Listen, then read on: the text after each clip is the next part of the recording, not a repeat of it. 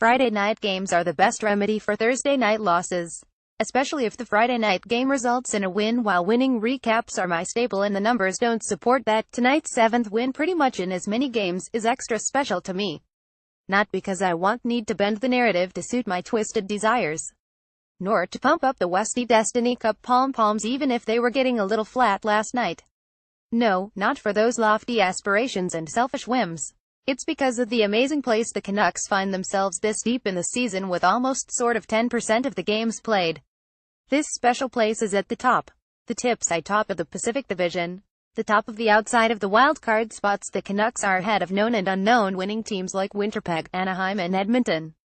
If the Nucks were a single player, a very special point-a-game player, they'd be on track to rack up over 80 points in the season. That's enough points to put them at the top of the wildcard outsiders. And some say we're too optimistic at NM. Now you know that's not true. We're so pragmatically realistic that we've bent reality like a rubber pretzel into a cup-shaped taco. Or something. It's all diagrammed out in the Westie Destiny playbook. Look it up when you have the chance. Back to the game. And what a game it was. The best game ever. This season. First period. It's the second road game in as many nights or late afternoons in other more civilized time zones. It was barely 24 hours after the Nucks completely demolished the PK in Boston. The Nucks PK. When Kent invokes Muppets images for graphic illustration, you know it was a night to forget. I can't even remember the score. But it was pretty good. On the wrong and interesting side of the scorecard. Because the Canucks are a young team with a young coach in the young part of the season, they are able to learn from past mistakes. They learned it was better not to let themselves get out to an early lead. And they didn't. Instead, they used the tried-and-true weak D strategy to gain the inverted momentum in the first minute of play.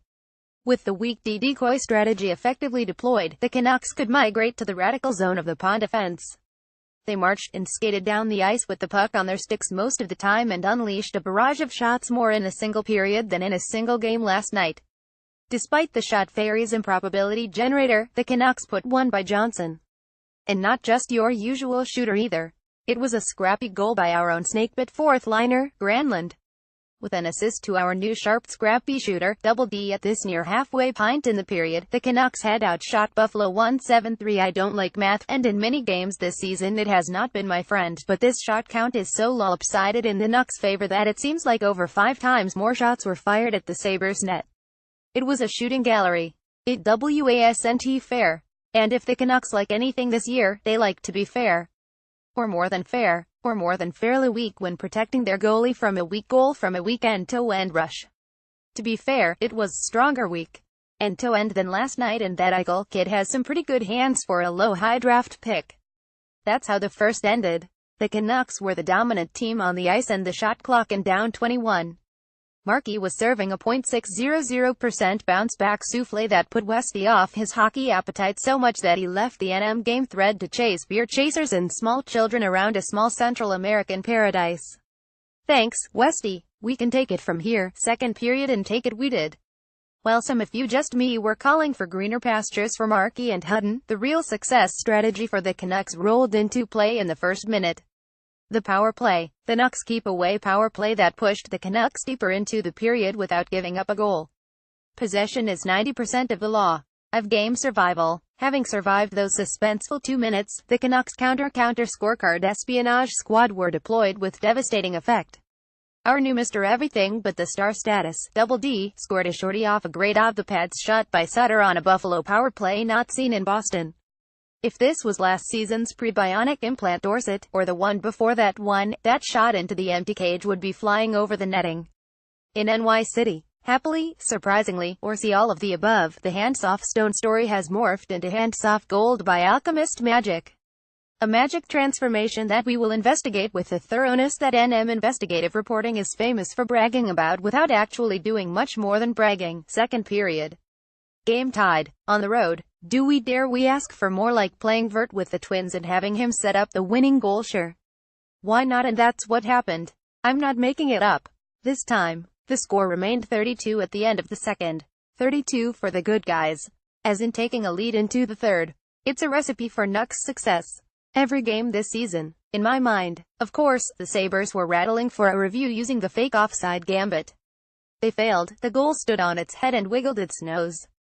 Buffalo were duly punished, rewarded with a Canucks power play where nothing untoward occurred. Third period. How do you keep a lead in the third? Ending it is one option. The Nucks way is to keep it on the down low. Down low event hockey. How low can you go? Wait 12 minutes into the third period to take your first shot while letting the Buffalo roam into 7 overgrazed shots. Which is fair. Fairly unfair to us though. We want to see a Nucks player get 3 points in a single game. We need it now, and soon we will. But first, a few words from our overstimulated nervy parts. Playing the high-anxiety low-event hockey requires nerves of tungsten carbide for Canucks fans. Fortunately, a mere 7 scary minutes later, Bo made the Sabre goalie stop and hold the puck. We fans were able to stop and catch a breath. And barely a minute later, Stecker put a puck on net. It's a hockey event extravaganza. The time ticked by in seconds that felt like elongated NY minutes. Not for Marky though. Probably felt longer as the Sabres were pushing hard for the tie. We like ties. Silk Road ties. Well, take 'em. But not the Canucks' leading scoring ace. WDD.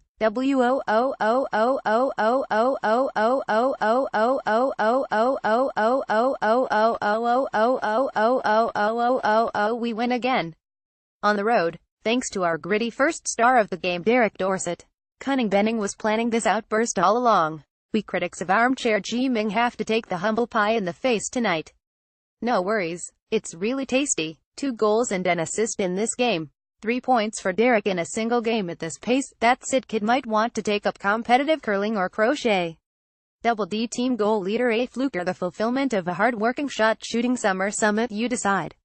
Or let Pierre. Spoke with Derek Dorsett earlier today. He told me he plans to be a goal scorer now after a full summer of ball hockey and tough plyometrics. Pierre McGuire at Mobile Pierre, October 21, 2017. Your Vancouver Canucks first star Derek. Never say never. Dorsett spills the secrets. In case you missed it, it was a great road game by the Canucks. They could have collapsed like a soggy cardboard decoy defenseman after the boo and bruising, but they didn't. They played hard. The final shot count: Nucks 41, Sabs 22. Haha, Nucks power play 0 for 4. But not wrong way shorts, so that's a step up. The Sabres crack PP was 0 for 3 and allowed their 6th shush against this season. Haha, the Nucks toyed with the Sabres in the first and our heart rates and burst out in the second like we knew they could. In our dreams. And the Green Dreams too. The Westie Destiny Cup path is open again to delusional optimistic traffic for at least another 48 hours. Please don't push and shove other inmates fans while boarding the Neverland Express. Have a great weekend, and possibly even a low-grown event Sunday afternoon. Remember to dare to dream. Double D did, and now he's a top 20 NHL scoring monster.